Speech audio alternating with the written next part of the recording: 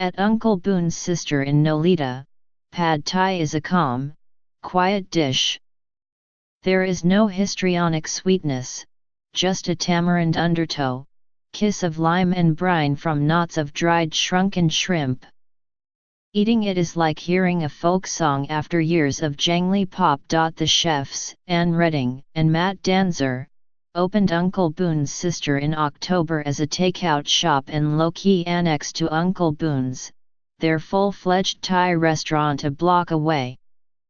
No dish exceeds $15. The theme is home-style comfort food, adapted not for some imagined, generically American palate but for the couple's private sense of polish and whimsy, reflecting time spent in the kitchen at Per Se, where they met. Sioua, a great gashed house-made pork sausage riddled with galangal, is tucked into a hot dog bun under a papaya salad relish, with the tiny Thai flag staked through it. Flaked crab claw meat lends sweetness to a musky namya curry, commonly made with minced fish, alongside skinny rice noodles.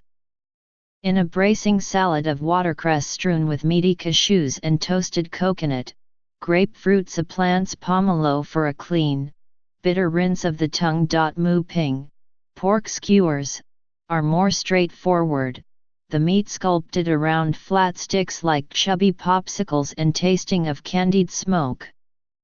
For the street snack called mataba, ground lamb warmed by yellow curry hides inside a fold of flaky roti ready to start shedding its buttery skins. Some experiments are more intriguing than successful.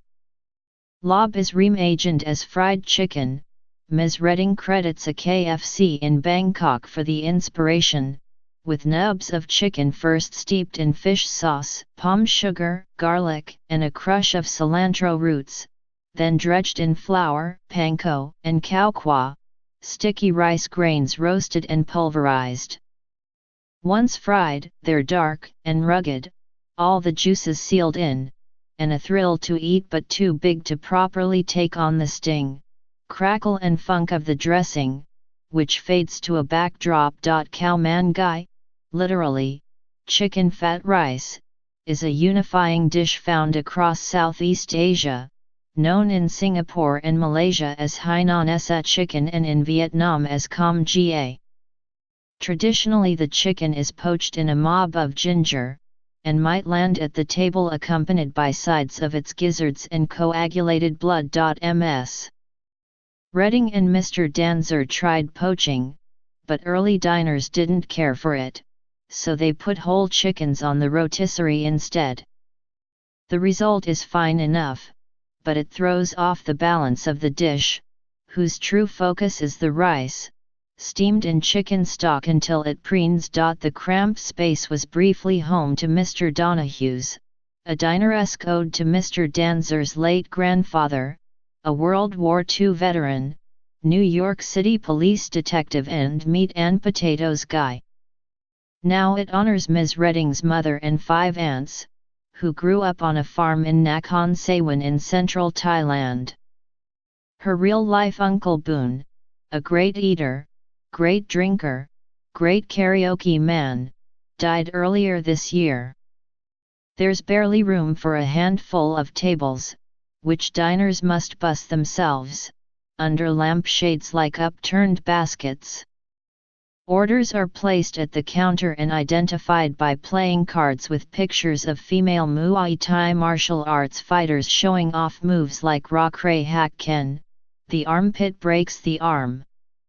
On the wall hangs a poster of the 9 kings in the Chukri dynasty, which has ruled Thailand since 1782. For dessert, a cone of coconut gelato comes lacquered with a magic shell of coconut oil and white chocolate, dipped into broken peanuts, coconut shreds and salt, and wrapped in plastic like a bouquet.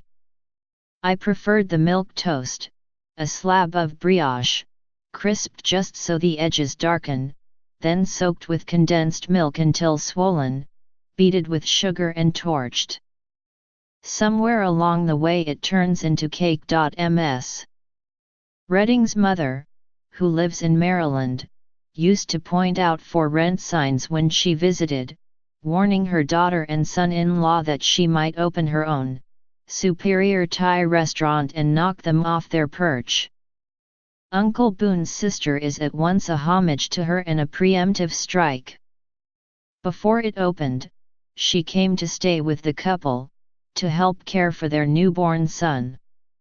Every morning she'd ask what recipe they were testing, every night they'd return to find her making the same dish. She's competitive, Ms. Redding said. Then, with a surrendering laugh, we picked up a few tips. Follow NYT Food on Facebook, Instagram, Twitter and Pinterest. Get regular updates from NYT Cooking, with recipe suggestions, cooking tips, and shopping advice.